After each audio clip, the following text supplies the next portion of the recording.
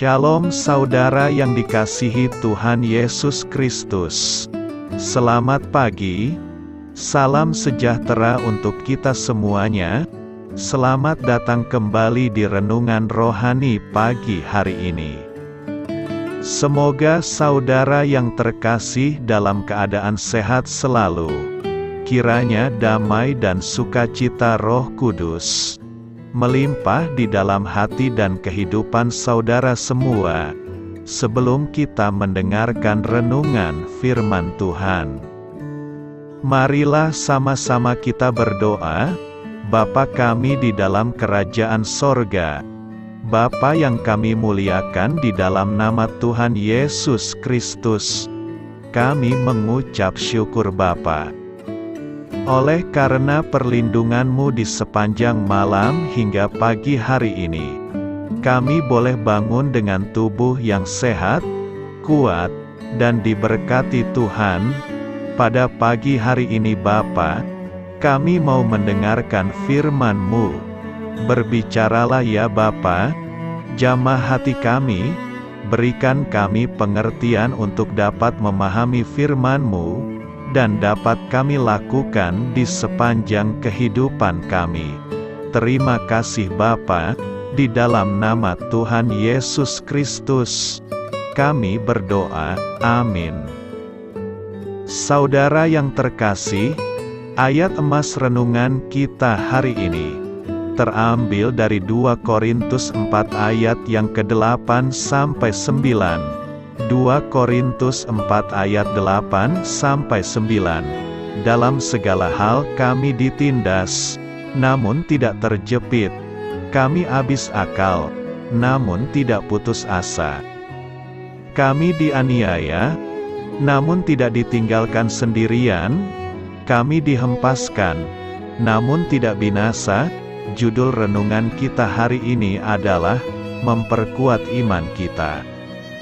Ditulis oleh Towera Loper. Sahabat suara kasih, seekor burung yang takut menghadapi turbulensi, tidak akan pernah tahu seberapa tinggi ia bisa terbang, kata filsuf Afrika Matshona Dahliwayo.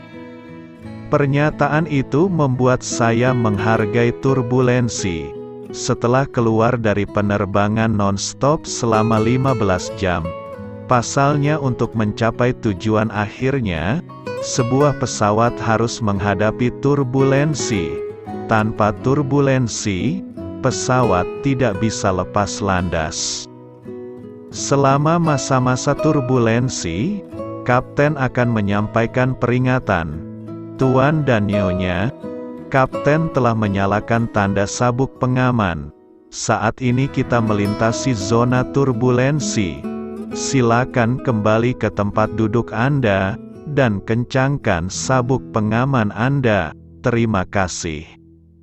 Sekalipun turbulensi sama sekali tidak nyaman, pesawat sebenarnya sudah dirancang untuk menahan hantaman turbulensi tersebut. Pensiunan maskapai Delta Kapten Bill Watts menyampaikan fakta seputar pesawat. Katanya pesawat memiliki struktur yang sangat kokoh. Pesawat dibangun dengan standar keamanan yang ekstrim. Dan jika Anda melihat semua statistik, Anda akan melihat bahwa sangat kecil sekali sebuah pesawat kecelakaan saat menghadapi turbulensi. Lalu apa yang membuat para penumpang merasa tidak nyaman? Penumpang tidak mengetahui bahwa turbulensi adalah bagian dari proses, dan hal itu tidak akan merugikan kita, kecuali sabuk pengaman kita dilepas. Dari cara kerja pesawat saya menyadari bahwa sebagai orang percaya, kita juga dibangun untuk menahan badai. Kebenaran ini membantu kita untuk tidak takut dengan kondisi apapun. Jika turbulensi atau badai kehidupan membuat kita takut, kita tidak akan pernah naik ke level kehidupan kita berikutnya. Yang Tuhan inginkan dari kita adalah supaya kita selalu mengenakan sabuk pengaman saat badai itu datang. Ada 3 sabuk pengaman yang akan membuat kita tetap aman saat di tengah badai. Pertama, Allah ada di dalam kita, maka Allah menciptakan manusia itu menurut gambarnya. Menurut gambar Allah diciptakannya dia, laki-laki dan perempuan diciptakannya mereka. Kejadian 1 ayat 27. Sebab engkaulah yang membentuk buah pinggangku, menenun aku dalam kandungan ibuku. Mazmur 139 ayat 13. Kedua, firman Tuhan menuntun kita. Firman-Mu itu pelita bagi kakiku dan terang bagi jalanku. Mazmur 119 ayat 105. Ketiga, Roh Kudus adalah penolong kita. Aku akan minta kepada Bapa, dan Ia akan memberikan kepadamu seorang penolong yang lain, supaya Ia menyertai kamu selama-lamanya. Yohanes 14 ayat 16. Sahabat Suara Kasih, jadi bagaimana kita menerapkan kebenaran sederhana ini saat badai kehidupan datang? Pertama, kita perlu memperkatakan kebenaran ini dengan lantang kepada diri kita sendiri. Saat kita mendengar apa yang kita ucapkan, hal itu akan membangun iman dalam diri kita untuk berani menghadapi badai. Kedua, kita perlu bersyukur mengetahui bahwa badai akan berlalu. Ketiga, kita perlu memuliakan Tuhan lewat pujian kita. Marilah kita renungkan, jadi marilah kita memanfaatkan badai yang datang untuk memperkuat iman kepada Tuhan, dan jangan lupa untuk selalu mengencangkan sabuk pengaman rohani kita setiap saat. Amin. Tuhan Yesus memberkati.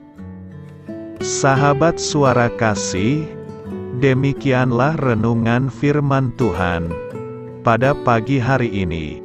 Semoga menjadi berkat bagi hidup kita, dan sebelum kita memulai segala aktivitas kita di pagi hari ini, marilah kita berdoa.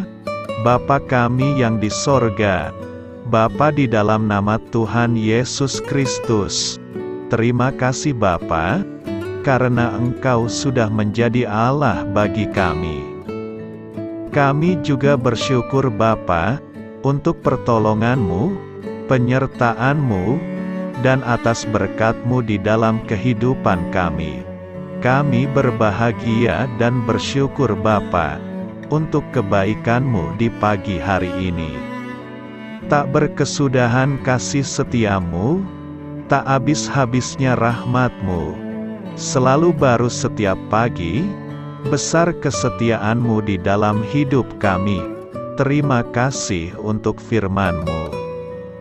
Pada pagi hari ini ya Bapa, kami mau belajar dan terus belajar tentang firman-Mu. Firman-Mu yang menguatkan dan meneguhkan iman percaya kami. Firman-Mu yang mengubahkan kehidupan kami.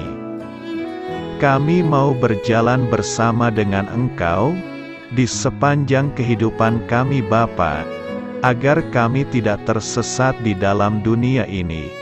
Terima kasih Bapa, buat kesempatan dan nafas kehidupan yang masih Engkau berikan. Kami mau memakai kehidupan kami untuk hormat dan kemuliaan nama-Mu. Segala pergumulan dan masalah hidup kami serahkan di dalam tangan-Mu. Engkau yang akan menyelesaikannya bagi hidup kami. Kami hanya berharap kepada-Mu, Bapa. Hamba berdoa untuk saudara-saudara kami yang sudah mendengarkan renungan firman-Mu pada pagi hari ini, yang saat ini sedang mengalami sakit penyakit, pergumulan, masalah, kebutuhan ekonomi. Kiranya Engkau yang jamah, sembuhkan dan pulihkan.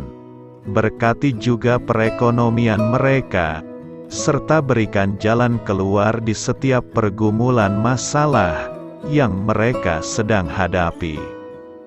Dan ajarlah kami Bapa, untuk selalu berharap dan percaya sepenuhnya kepada Tuhan Yesus.